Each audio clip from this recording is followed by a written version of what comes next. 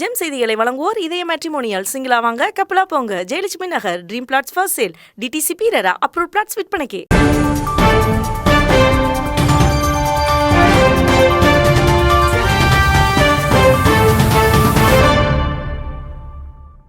வணக்கம். இந்திய நேரப்படி காலை 8:30 மணி செய்திகள்.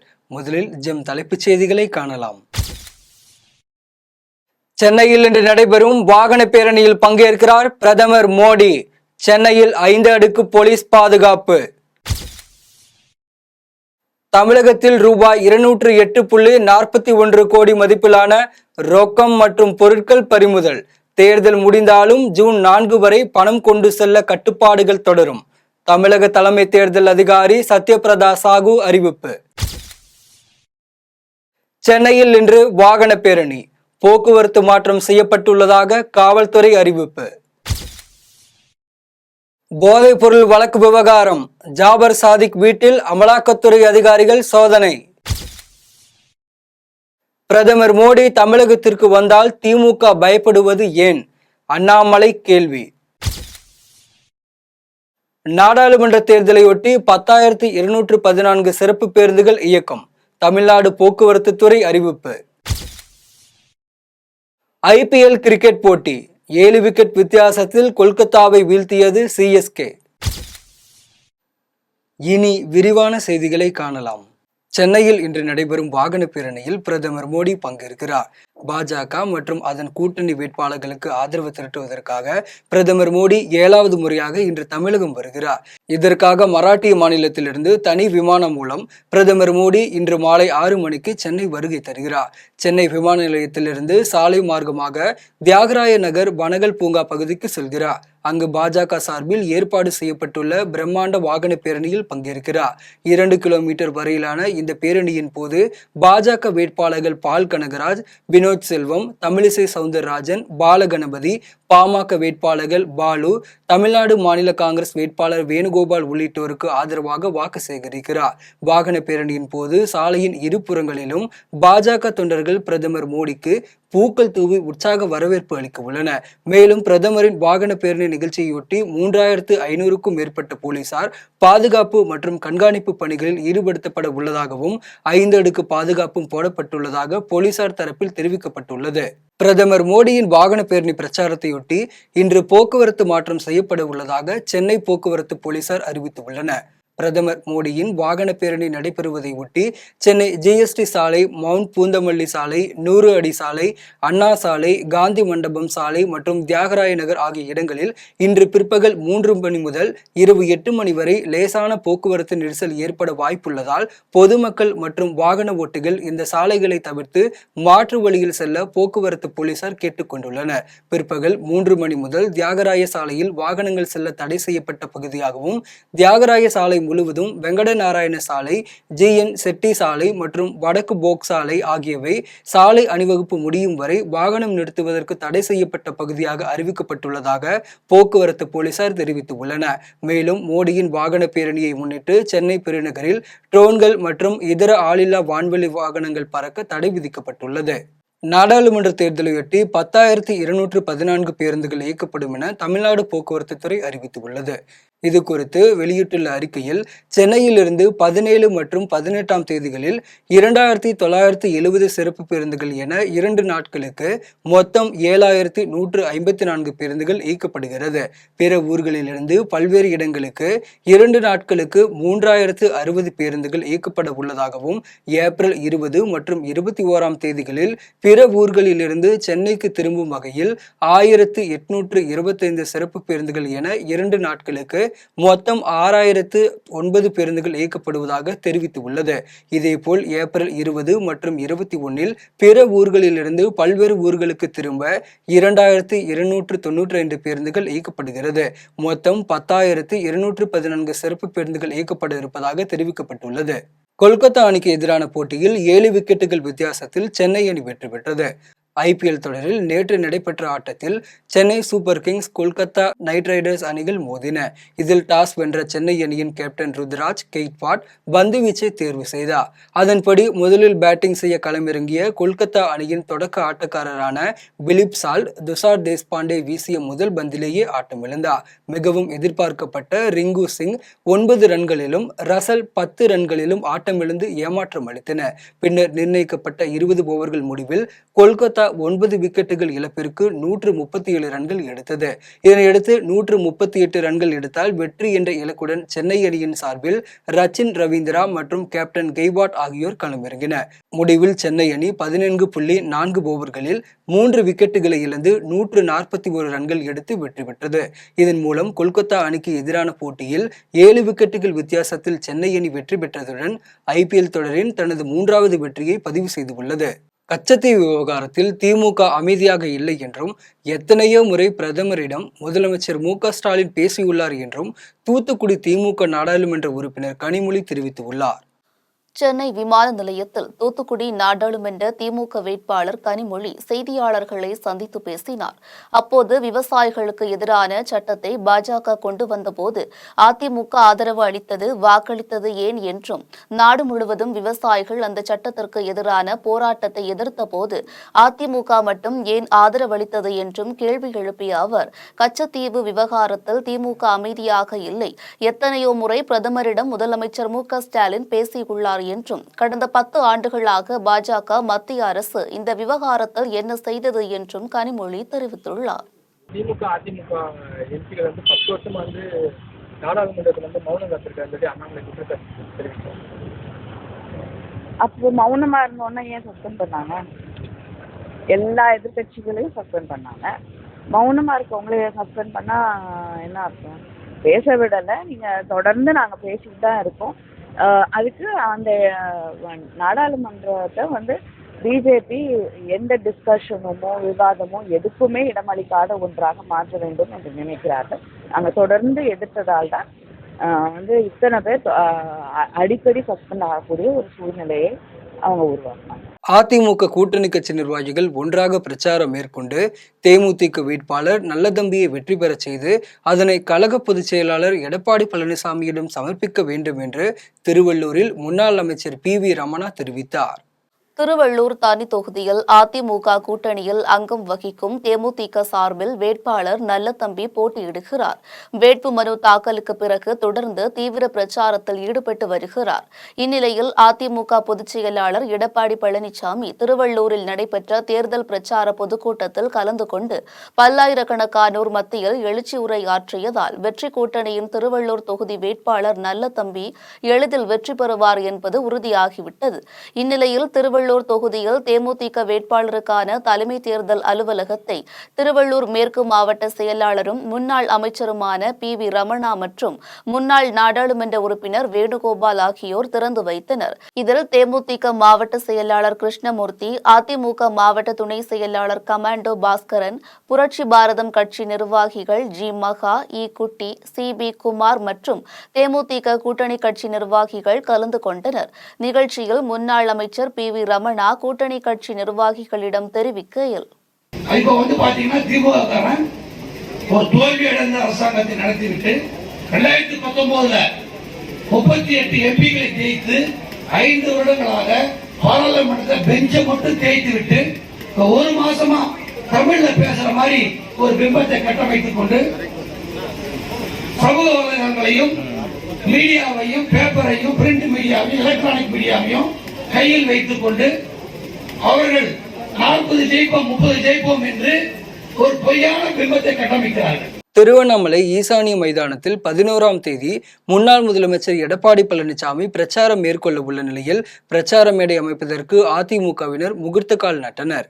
திருவண்ணாமலை நாடாளுமன்ற தொகுதியில் போட்டியிடும் அதிமுக வேட்பாளர் கலியமூர்த்தியை ஆதரித்து திருவண்ணாமலை அண்ணா நினைவு நுழைவாயில் முன்புள்ள ஈசானிய மைதானத்தில் வருகின்ற 11ஆம் தேதி மாலையில் முன்னாள் முதலமைச்சர் எடப்பாடி கே. பழனிசாமி பிரச்சாரம் மேற்கொள்ள உள்ளார். இதனையொட்டி முன்னாள் அமைச்சர்கள் மற்றும் வேட்பாளர் கலியபெருமாள் ஆகியோர் முன்னிலையில் அதிமுகவினர் பங்கேற்று சிறப்பு பூஜைகள் செய்து பிரச்சார மேடை அமைப்பதற்கு முகூர்த்த கால் நட்டனர். நிகழ்ச்சியில் முன்னாள் பால்வளத்துறை அமைச்சர் ராமச்சந்திரன், ராஜேந்திரன், முன்னாள் உணவுத்துறை அமைச்சர் அக்ரி கிருஷ்ணமூர்த்தி உட்பட அதிமுக நிர்வாகிகள் பலர் கலந்து கொண்டனர். தென்காசி மாவட்டம் நிர்வாகம் சார்பில் ஏற்பாடு செய்யப்பட்ட வாக்காளர்கள் விழிப்புணர்வு பேரணியின் குறுக்கே புகுந்து திமுக வேட்பாளரை ஆதரித்து வாக்கு சேகரித்த திமுகவினர் மீது காவல்துறையினர் 4 பிரிவுகளின் கீழ் வழக்கு பதிவு செய்துள்ளனர். தென்காசி மாவட்டத்தில் நாடாளுமன்ற தேர்தலையொட்டி பொதுமக்கள் அனைவரும் 100% வாக்களிக்க வேண்டும் என வலியுறுத்தி 500க்கும் மேற்பட்ட கிராமிய கலைஞர்கள், 7550க்கும் மேற்பட்ட பெண்கள் பங்கேற்ற உலக சாதனை வாக்காளர்கள் விழிப்புணர்வு நிகழ்ச்சி நடைபெற்றது. இந்த பேரணி தென்காசி புதிய பேருந்து நிலையத்திலிருந்து தொடங்கி 2 கிலோமீட்டர் தூரத்திற்கு சென்று குத்துக்கல் வலசை பகுதியில் நிறைவடைந்தது. பேரணி நடைபெறுவதால் வாகனங்கள் மாற்றுப்பாதையில் செல்வதற்கு காவல்துறையினர் ஏற்பாடு செய்தனர். இந்த நிலையில் திமுக வேட்பாளர் ராணி ஸ்ரீகுமாரை ஆதரித்து மேற்கொள்ளப்படும் பிரச்சார வாகனம் பேரணியின் குறுக்கே புகுந்ததோடு மட்டுமல்லாமல் பேரணியில் வலம் வந்த பெண்களிடம் திமுகவினர் பிரச்சாரத்தில் ஈடுபட்டனர். உதயசூரியன் ஓட்டு போடுங்கம்மா, மறந்துடாதீங்க. உதயசூரியன் 10 வருஷம் நாட்டை கொள்ளடித்து மக்கள் விரோத சட்டங்களை போட்ட மோடிக்கு பாடம் புகட்ட வேண்டும் என்று சொன்னால் நீங்கள் எல்லாம் உதயசூரியனுக்கு வாக்களிக்க வேண்டும். மறந்துடாதீங்க. ஏழைகளின் சின்ன உதயசூரியன், மறந்துடாதீங்க. உதயசூரியன் மறந்துடாதீங்கம்மா. உதயசூரியன் மறந்துடாதீங்க. உதயசூரியன். இதனைத் தொடர்ந்து தேர்தல் பறக்கும்படை அலுவலர் மாரியப்பன் தென்காசி காவல் நிலையத்தில் புகார் அளித்தார். புகாரின் பேரில் தேர்தல் நடத்தை விதிமுறைகளை மீறியது உள்ளிட்ட 4 பிரிவுகளில் திமுக பிரச்சார வாகனம் மற்றும் பிரச்சார செய்த நபர்கள் மீது வழக்கு பதிவு செய்யப்பட்டுள்ளது. தூத்துக்குடியில் ரம்ஜான் பண்டிகையை முன்னிட்டு முஸ்லிம் சமுதாய நலச்சங்கம் சார்பில் நலத்திட்ட உதவிகள் வழங்கப்பட்டது. ரம்ஜான் பண்டிகையை முன்னிட்டு முஸ்லிம் சமுதாய நல சங்கம் சார்பில் ஆண்டுதோறும் ஏழை எளியோருக்கு நலத்திட்ட உதவிகள் வழங்கப்பட்டு வருகிறது. அந்த வகையில் தூத்துக்குடியில் ரம்ஜான் பண்டிகையை முன்னிட்டு முஸ்லிம் சமுதாய நல சங்கம் சார்பில் ஏழை எளியோருக்கு நலத்திட்ட உதவிகள் வழங்கும் நிகழ்ச்சி நடைபெற்றது. நிகழ்ச்சியில் அரசு காஜி முஜிபுர் ரஹ்மான் கலந்து கொண்டு அரிசி, வேட்டி, சேலைகள், தையல் மிஷின், கிரைண்டர், அயன் பாக்ஸ் உள்ளிட்ட நலத்திட்ட உதவிகளை வழங்கினார். நிகழ்ச்சியில் சமுதாய நல சங்க தலைவர் AK மைதீன் உள்ளிட்ட இஸ்லாமிய நிர்வாகிகள் கலந்து கொண்டனர். ஈரோடு மாவட்டம் அந்தியூர் அருகே குடியிருப்பு வீடுகளுக்கு வருவாய்த்துறையினர் பட்டா வழங்காததை கண்டித்து பூதப்பாடி கிராம மக்கள் நாடாளுமன்ற தேர்தல் புறக்கணிப்பு போராட்டத்தில் ஈடுபட்டனர். ஈரோடு மாவட்டம் அந்தியூர் அருகே உள்ள பூதப்பாடி ஊராட்சியில் கடந்த 80 ஆண்டுகளுக்கும் மேலாக 150க்கும் மேற்பட்ட குடும்பத்தினர் வசித்து வருகின்றனர். இதில் 40க்கும் மேற்பட்ட குடும்பங்களுக்கு பட்டா வழங்குவதற்கு தடையில்லா சான்றை இந்து அறநிலையத்துறையினர் வழங்கியுள்ளனர். இந்நிலையில் வருவாய்த்துறையினர் கடந்த 20 ஆண்டுகளுக்கும் மேலாக பட்டா வழங்காமல் காலம் தாழ்த்தி வருவதாக பலமுறை புகார் தெரிவித்தும் எந்தவித நடவடிக்கையும் எடுக்காததால் நாடாளுமன்ற தேர்தலை புறக்கணிக்கப் போவதாக கூறி பூதப்பாடி கிராம மக்கள் 100க்கும் மேற்பட்டோர் போராட்டத்தில் ஈடுபட்டனர். இதுகுறித்து தகவல் அறிந்து சம்பவ இடத்திற்கு வந்த அம்மாப்பேட்டை காவல்துறையினர், அந்தியூர் வட்டாட்சியர் மற்றும் பவானி சட்டமன்ற தொகுதி தேர்தல் நடத்தும் அலுவலர் முத்துகிருஷ்ணன் உள்ளிட்ட அதிகாரிகள் போராட்டத்தில் ஈடுபட்ட பொதுமக்களிடம் பேச்சுவார்த்தை நடத்தினர். அப்போது பட்டா வழங்க நடவடிக்கை எடுக்கப்படும் என உறுதியளித்ததை அடுத்து போராட்டத்தை கைவிட்டு பொதுமக்கள் கலைந்து சென்றனர். சுமார் 45 குடும்பம் 80 வருஷமாக குடியிருந்துட்டு இருக்கிறோம். எங்களுக்கு இந்து அறநிலைத்துறை மூலம் 1973ஆம் ஆண்டு NOC கொடுத்து பட்டா வழங்குறதுக்கு ஆவணம் செய்து எல்லாம் பட்டா கொடுக்கறதுக்கு ரெடி பண்ணாங்க. அதனால் தாசில்தார் மற்றும் RDO எங்களுக்கு பட்டா வழங்குறதுக்கு எல்லாமே ரெடி பண்ணி சமீபத்தில் நின்று போச்சு. அதை இப்போ எங்களுக்கு புதுப்பித்து மறுபடியும் மீண்டும் பட்டா கொடுத்து எங்களுக்கு நல்லபடியாக செஞ்சு கொடுக்குமாறு கேட்டுக்கொள்கிறோம். மற்றும் நாங்கள் இந்த இதை செய்யலை அப்படிங்கிற மாதிரி நாங்களும் பல முறை எல்லா அதிகாரிகளுக்கும் மனு கொடுத்து செய்து இந்த நடவடிக்கை எடுக்காத காரணத்தால் ஓட்டை புறக்கணிக்கிறோம். எங்களுக்கு செஞ்சு கொடுத்தா நாங்கள் ஓட்டை புறக்கணிக்க மாட்டோம். தர்மபுரி BSNL அலுவலகம் முன்பு திமுக வேட்பாளர் மணியை ஆதரித்து அமைச்சர் உதயநிதி ஸ்டாலின் உதயசூரியன் சின்னத்திற்கு வாக்குகள் சேகரித்தார். தர்மபுரி நாடாளுமன்ற தொகுதியில் போட்டியிடும் திமுக வேட்பாளர் மணியை ஆதரித்து அமைச்சர் உதயநிதி ஸ்டாலின் பிரச்சார மேடையில் வாக்குகள் சேகரித்தார். அப்போது பேசிய அவர், தர்மபுரி நாடாளுமன்ற தொகுதியில் போட்டியிடும் திமுக வேட்பாளர் மணிக்கு 3 லட்சம் வாக்கு வித்தியாசத்தில் வெற்றி பெற செய்ய வேண்டும் என்று தெரிவித்தார். மேலும் பள்ளி குழந்தைகளுக்கு காலை உணவு திட்டம், பெண்களுக்கு மாதம் 1000 உரிமை தொகை திட்டம், இலவச பேருந்து பயணம், கல்லூரி மாணவிகளுக்கு மாதம் 1000 ரூபாய், மாற்றுத்திறனாளிகளுக்கு நலத்திட்ட உதவிகள், முதியோர்களுக்கு ஓய்வூதியம் வழங்குதல் உள்ளிட்ட நலத்திட்டங்களை திமுக அரசு செயல்படுத்தி வருகிறது என்றும், எனவே தருமபுரி நாடாளுமன்ற தொகுதியில் போட்டியிடும் திமுக வேட்பாளர் ஆ மணியை 3 லட்சம் வாக்கு வித்தியாசத்தில் வெற்றி பெற செய்ய வேண்டும் என்று பொதுமக்களை கேட்டுக் கொண்டார். மேலும் தருமபுரி சிப்காட் பணிகள், சாலை வசதி செய்து தரப்படும், ஒகேனக்கல் கூட்டு குடிநீர் திட்டத்திற்கு 2வது கட்ட பணிகளுக்கு நிதி ஒதுக்கப்பட்டுள்ளது என்றும், தருமபுரி முதல் மொரப்பூர் வரை ரயில்வே திட்ட பணிகள் நிறைவேற்றப்படும் என்றும் அமைச்சர் உதயநிதி ஸ்டாலின் தெரிவித்தார். பிரச்சார கூட்டத்தில் மாவட்ட செயலாளர் தடகம் சுப்பிரமணி, பழனியப்பன், நகர கழக செயலாளர் நாட்டான் மாது, மாணவரணி அமைப்பாளர் பெரியண்ணன், சுற்றுச்சூழல் மாவட்ட அமைப்பாளர் இளைய சங்கர், நகரமன்ற உறுப்பினர் மாதேஸ்வரன், ஜெகன், பாண்டியன், வாசுதேவன், பாலசுப்பிரமணி உட்பட திமுக நிர்வாகிகள் பலர் கலந்து கொண்டனர். கரூரில் கோவிலுக்கு சொந்தமான நிலங்கள் என கூறி குடியிருப்பு வீடுகளை அகற்றி வருவதால் நாடாளுமன்ற தேர்தலை புறக்கணிக்கப் போவதாக இனாம் நில குடியிருப்பவர்கள் நலசங்கத்தினர் அறிவித்து உள்ளனர். கரூர் அடுத்த காதப்பாறை ஊராட்சியில் வெண்ணமலை பாலசுப்பிரமணி திருக்கோவில் அமைந்துள்ளது. இந்த கோவிலுக்கு சொந்தமாக அதிக அளவில் நிலங்கள் உள்ளது.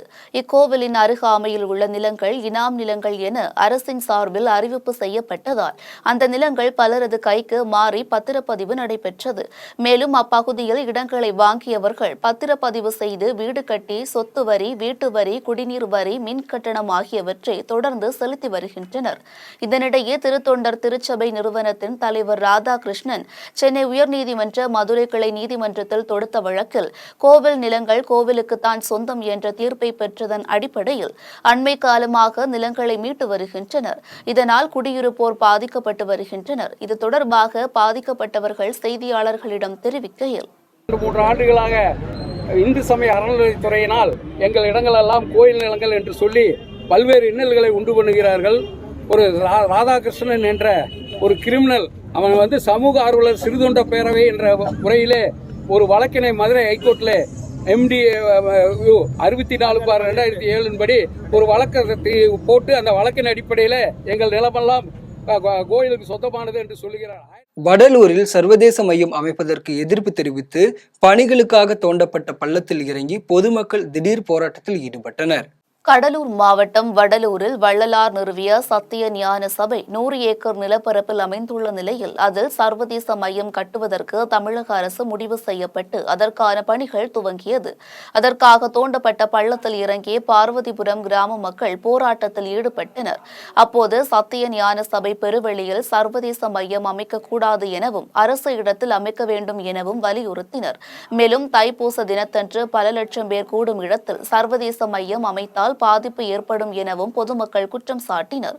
போராட்டத்தில் ஈடுபட்டவர்களிடம் காவல்துறையினர் பேச்சுவார்த்தை நடத்தினர். பொன்பாடி சோதனை சாவடியில் 2023-2024 ஆண்டில் வரி இனக்கட்டண அபராதம் மூலம் 8,85,61,225 ரூபாய் வருவாய் கிடைத்துள்ளன என்று திருத்தணி மோட்டார் வாகன ஆய்வாளர் கோகுலகிருஷ்ணன் தெரிவித்துள்ளார். திருவள்ளூர் மாவட்டம் திருத்தணி அடுத்த பொன்பாடி பகுதியில் தமிழக ஆந்திர மாநில எல்லையான போக்குவரத்து சோதனை சாவடி செயல்பட்டு வருகிறது. இந்த சோதனை சாவடி வழியாக தமிழகத்திலிருந்து ஆந்திரா, கர்நாடகம் ஆகிய மாநிலங்களுக்கும் ஆந்திராவிலிருந்து தமிழகத்திற்கும் வருவதற்கு தமிழக பர்மிட் மற்றும் வரி செலுத்த வேண்டும். ஆனால் சில வாகன உரிமையாளர்கள் தங்களது வாகனங்களுக்கு உரிய அனுமதி சீட்டு பெறாமலும் தமிழகத்திற்கான வரியினை செலுத்தாமலும் வாடகைக்கு பயணிகளை ஏற்றி செல்வதாக தொடர்ந்து புகார் வந்தன.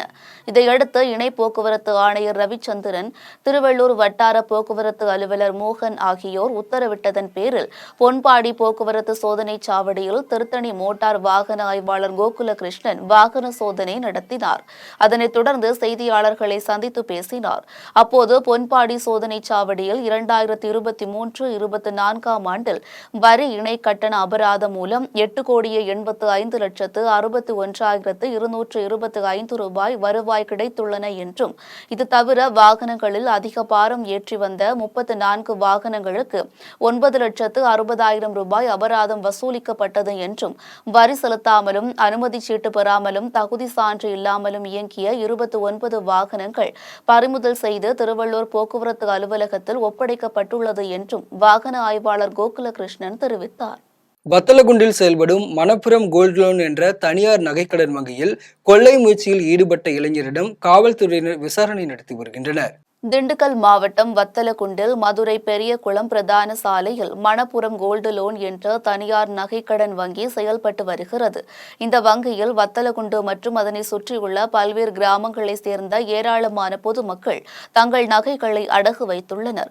இந்நிலையில் இரவு நேரத்தில் கொடைரோடு பகுதியைச் சேர்ந்த பாண்டி என்பவரது மகன் அமர்நாத் என்பவர் மணப்புரம் நகைக்கடன் வங்கிக்கு வந்து இரும்பு கம்பி உள்ளிட்ட ஆயுதங்களின் மூலம் வங்கியின் கதவை திறக்க முயற்சி செய்துள்ளார். கதவை திறக்க முடியாத நிலையில் காலை 9 மணி வரை காத்திருந்த அமர்நாத் வங்கிக்கு வந்த பெண் அலுவலர் உட்பட 3 பேரை கட்டி போட்டுவிட்டு பூட்டை உடைத்து ஷட்டரை திறந்தவுடன் அபாயமணி ஒலித்ததால் தப்பி ஓடிய அமர்நாத்தை பொதுமக்கள் பிடித்து வத்தலகுண்டு காவல் நிலையத்தில் ஒப்படைத்தனர். இதனையடுத்து காவல்துறையினர் நடத்திய விசாரணையில் ME பட்டதாரியான அமர்நாத் என்பதும் தாயார் பல்வேறு இடங்களில் வாங்கிய ரூபாய் 20 லட்சத்திற்கான கடனை அடைப்பதற்காக வங்கியில் திருட முயன்றதும் தெரிய வந்தது. இந்த திருட்டு முயற்சி தோல்வியடைந்ததால் வங்கியிலிருந்து 5 கோடி மதிப்பிலான தங்க நகைகள் தப்பியது. உத்தரமேரூரில் புதர் மண்டியுள்ள சோழ மன்னரால் வெட்டப்பட்ட பழமையான தண்ணீர் குளத்தை தூர்வார வேண்டும் என அப்பகுதி மக்கள் மற்றும் சமூக ஆர்வலர்கள் கோரிக்கை விடுத்துள்ளனர். காஞ்சிபுரம் மாவட்டம் உத்தரமேரூரில் பல நூற்றாண்டுகளுக்கு முன்பு கட்டப்பட்ட சுந்தர வரதராஜ பெருமாள் திருக்கோயிலின் பின்புறம் பராந்தக சோழ மன்னரால் வெட்டப்பட்ட பழமையான தண்ணீர் குளத்தை உத்தரமேரூர் சிறப்பு நிலை பேரூராட்சி அதிகாரிகள் முறையாக பராமரிக்காமல் விட்டுவிட்டதால் குளம் புதர்கள் மண்டி தூர்வாரப்படாமல் சீரழிந்து கிடக்கிறது. 18 வார்டுகளை உள்ளடக்கிய உத்தரமேரூர் பேரூராட்சி நிர்வாகத்திற்குட்பட்ட பகுதிகளில் சுமார் 60,000க்கும் மேற்பட்ட மக்கள் வசிக்கின்றனர். இப்பகுதி மக்கள் குடிநீருக்கும் கால்நடை வளர்த்தலுக்கும் விவசாயத்திற்கும் இந்த குளத்தை பயன்படுத்தி வருகின்றனர். இந்நிலையில் நீர்வளத்துறையினர் விழிப்புடன் செயல்பட்டு குளத்தினை பார்வையிட்டு தூர்வார நடவடிக்கை எடுக்க வேண்டும் என்று அப்பகுதி மக்கள் மற்றும் சமூக ஆர்வலர்கள் கோரிக்கை விடுத்துள்ளனர். கொடைக்கானலில் காவல்துறையினர் குஜராத் மத்திய காவல் படையினருடன் இணைந்து கொடி அணிவகுப்பு பேரணி மேற்கொண்டனர். திண்டுக்கல் மாவட்டம் கொடைக்கானல் காவல்துறையினர் மற்றும் குஜராத்தை சேர்ந்த மத்திய காவல் படையினர் 100க்கும் மேற்பட்டோர் இணைந்து கொடி அணிவகுப்பு பேரணி மேற்கொண்டனர். அணிவகுப்பானது நாடாளுமன்ற தேர்தலின் போது எந்த ஒரு அசம்பாவிதமும் நடக்காமல் இருக்கவும் மக்கள் அச்சமின்றி வாக்களிக்கவும் நடத்தப்பட்டது. மேலும் இந்த அணிவகுப்பில் கூடுதல் காவல் கண்காணிப்பாளர் தெய்வம் மதுமதி தலைமையில் காவல் ஆய்வாளர் பாஸ்கரன் மற்றும் பலர் கலந்து கொண்டனர். காஞ்சிபுரத்தில் அதிமுக வேட்பாளர் ராஜசேகருக்கு 100 கிலோ எடை கொண்ட ரோஜாப்பூ மாலையுடன் உற்சாக வரவேற்பளிக்கப்பட்டது. காஞ்சிபுரம் மாவட்டம் வாலாஜாபாத்திற்குட்பட்ட ஐயம்பேட்டை, ஏகனாம்பேட்டை, முத்தியால்பேட்டை, தாங்கி உள்ளிட்ட 30க்கும் மேற்பட்ட கிராமங்களில் அதிமுக வேட்பாளர் ராஜசேகரை ஆதரித்து வாக்கு சேகரிப்பு நடைபெற்றது. அப்போது வேட்பாளர் ராஜசேகருக்கு 100 கிலோ எடை கொண்ட பிரம்மாண்ட ரோஜாப்பூ மாலை அணிவித்து உற்சாக வரவேற்பு அளிக்கப்பட்டது. இதில் முன்னாள் அமைச்சர் சோமசுந்தரம், அதிமுக அமைப்பு செயலாளர் வலதாபாத் கணேசன், SSR சத்யா உட்பட பலர் கலந்து கொண்டனர். செஞ்சி அருகே பொதுத் தேர்வு எழுத சென்ற மாணவன் சாலை விபத்தில் படுகாயமடைந்த நிலையில் சிகிச்சை பெற்ற பின்பு தேர்வை எழுதினார். விழுப்புரம் மாவட்டம் செஞ்சி அடுத்த கொங்கரப்பட்டு கிராமத்தை சேர்ந்த தங்கராசு என்பவரின் மகன் அஜய்குமார் கொங்கரப்பட்டு அரசு மேல்நிலைப் பள்ளியில் 10ஆம் வகுப்பு பயின்று வருகிறார். இந்நிலையில் சமூக அறிவியல் தேர்வு எழுதுவதற்காக இருசக்கர வாகனத்தில் சென்று கொண்டிருந்த போது எதிரே வந்த இருசக்கர வாகனம் எதிர்பாராத விதமாக மோதியதில் அஜய்குமார் பலத்த காயமடைந்தார். பின்னர் அக்கம் பக்கத்தினர் அவரை மீட்டு செஞ்சி அரசு பொது மருத்துவமனையில் சிகிச்சைக்காக அனுமதித்த நிலையில் மருத்துவர்கள் சிகிச்சை அளித்த பின் தேர்வு எழுத வேண்டும் என அஜய்குமார் கூறியதால் தையூர் அரசு மேல்நிலைப் பள்ளியில் ஆம்புலன்ஸ் உதவியுடன் அழைத்து சென்று மாணவர் அஜய்குமார் தேர்வை எழுதினார். வந்தவாசி அருகே உரிய ஆவணமின்றி எடுத்துச் செல்லப்பட்ட 1,25,000 ரூபாயை தேர்தல் பறக்கும் படை அதிகாரிகள் பறிமுதல் செய்தனர். திருவண்ணாமலை மாவட்டம் வந்தவாசியை அடுத்த வந்தவாசி செய்யூர் சாலையில் தேர்தல் பறக்கும் படை அலுவலர் பாலவித்யா தலைமையிலான அதிகாரிகள் வாகன சோதனை நடத்தினர். அப்போது செங்கல்பட்டு மாவட்டம் தழுதாளிக்குப்பம் நோக்கி சென்ற சொகுசு காரை சோதனை செய்தபோது செய்யூர் அடுத்த தழுதாளிக்குப்பம் கிராமத்தை சேர்ந்த சிவகுமார் என்பவர் உரிய ஆவணமின்றி எடுத்து வந்த 1,25,000 ரூபாயை பறிமுதல் செய்தனர். இதையடுத்து வந்தவாசி வட்டாட்சியர் அலுவலகத்தில் ஒப்படைக்கப்பட்ட பணம் சரிபார்க்க கருவூலத்தில் சேர்க்கப்பட்டது. அப்போது துணை வட்டாட்சியர் மாரிமுத்து, வருவாய் ஆய்வாளர் இப்ராஹிம் உட்பட பலர் உடனிருந்தனர். திருச்செந்தூரில் உள்ள காந்தி மார்க்கெட் புதிய கட்டிடத்தில் பொது ஏலம் விடப்பட்டதற்கு எதிர்ப்பு தெரிவித்து கடையடைப்பு போராட்டம் நடைபெற்றது. தூத்துக்குடி மாவட்டம் திருச்செந்தூரில் உள்ள மாட்டுத்தாவணி பகுதியில் 150க்கும் மேற்பட்ட கடைகள் இயங்கி வந்த நிலையில் நகராட்சி சார்பில் 3,95,00,000 மதிப்பீட்டில் புதியதாக 152 கடைகள் கட்டப்பட்டன. இந்நிலையில் கடந்த சில நாட்களுக்கு முன்பு இந்த கடைகளுக்கு பொது ஏலம் விடப்பட்டதில் ஏற்கனவே கடை நடத்தி வந்த வியாபாரிகளுக்கு புதிய கட்டடத்தில் கடைகள் கிடைக்காததால் வியாபாரிகள் ஏமாற்றமடைந்தனர். இதையடுத்து புதிய கட்டடத்தில் கடைகளை ஏலம் விட்டதற்கு எதிர்ப்பு தெரிவித்து தினசரி மார்க்கெட் வியாபாரிகள் கடையடைப்பு போராட்டம் நடத்தினர். இதனால் காவல் நிலைய ஆய்வாளர் சுந்தரமூர்த்தி வியாபாரிகளிடம் பேச்சுவார்த்தை நடத்தினார். அப்போது தேர்தல் நடத்தை விதிமுறைகளால் உண்ணாவிரதம் நடத்த அனுமதி இல்லை எனவும் தெரிவித்தார். சேலத்தில் உள்ள மாவட்ட ஆட்சியர் அலுவலகத்தில் பூத் ஸ்லிப் பிரித்து அனுப்பும் பணி நடைபெற்றது. சேலம் மாவட்ட ஆட்சியர் அலுவலகத்தில் உள்ள தேர்தல் அலுவலகத்தில் பூத் ஸ்லிப் பிரித்து அனுப்பும் பணி நடைபெற்றது. இதை மாவட்ட தேர்தல் அலுவலரும் மாவட்ட ஆட்சியருமான பிருந்தா தேவி நேரில் பார்வையிட்டு ஆய்வு செய்தார். அப்போது வாக்காளர்கள் எவ்வித சிரமமின்றி வாக்களிக்க ஏதுவாக தேர்தல் ஆணையத்தால் வழங்கப்பட்டுள்ள பூத் ஸ்லிப்புகளை அனைத்து வாக்காளர்களுக்கு வழங்கிடும் வகையில் வீடு வீடாக சென்று வாக்காளர்களுக்கு பூத் சீட்டுகள் பிரித்து அனுப்பும் பணி நடைபெற்றது. புதுச்சேரியில் தனியார் கல்லூரி மாணவி தற்கொலை செய்து கொண்ட சம்பவம் அப்பகுதியில் சோகத்தை ஏற்படுத்தியுள்ளது.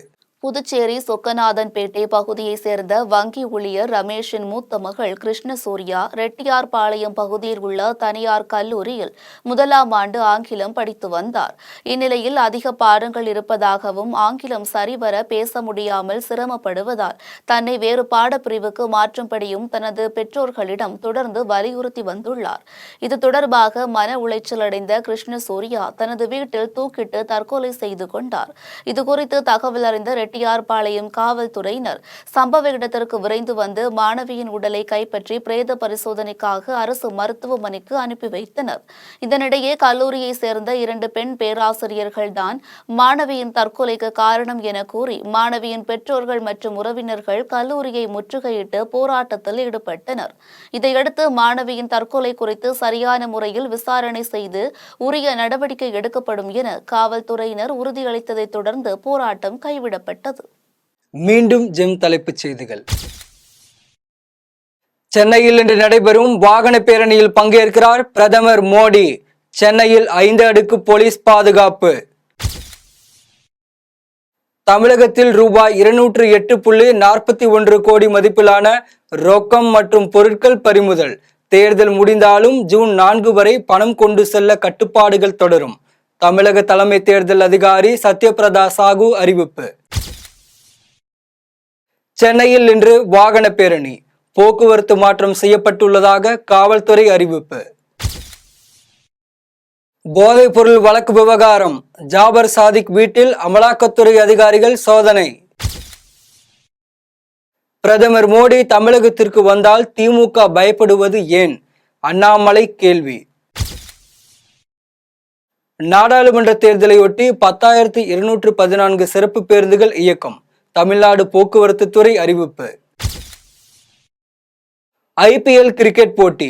7 விக்கெட் வித்தியாசத்தில் கொல்கத்தாவை வீழ்த்தியது CSK. இத்துடன் ஜெம் செய்திகள் நிறைவடைகின்றன. மீண்டும் ஜெம் செய்திகள் மதியம் 1:30 மணிக்கு. உடனுக்குடன் செய்திகளை காண ஜெம் லைடா TV என்ற இணையதளத்தில் இணைந்திருங்கள். நன்றி, வணக்கம்.